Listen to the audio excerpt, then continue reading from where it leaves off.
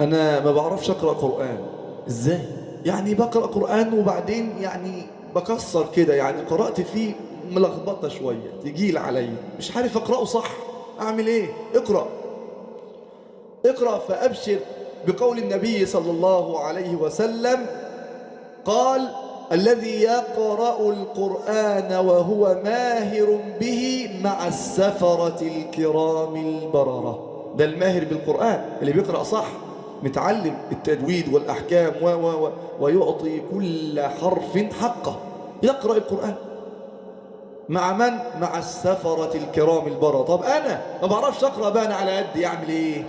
ما أنا بتكلم عشان خاطر أنا على قدي في القرآن، أعمل إيه؟ اسمع قول النبي صلى الله عليه وسلم بعد ما تصلي عليه صلى الله عليه وسلم: والذي يقرأ القرآن ويتتعتع فيه وهو عليه شاق.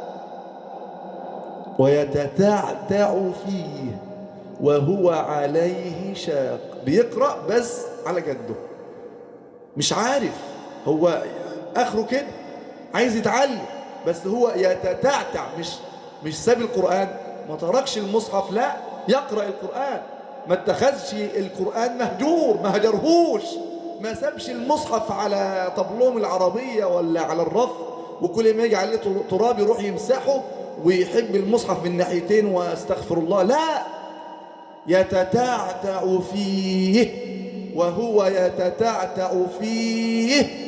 الله، يعني اقرأ حتى لو لم تكن تعلم القراءة، اقرأ.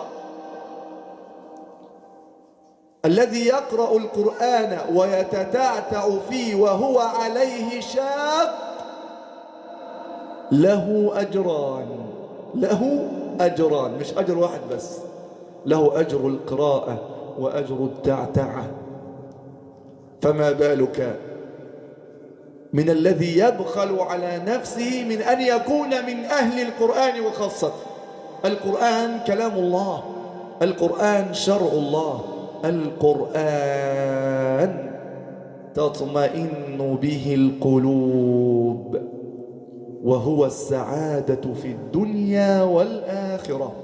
حتى تكون من السعداء اقرأ القرآن، اقرأ وتتعتع، ولك من الله عز وجل أجران.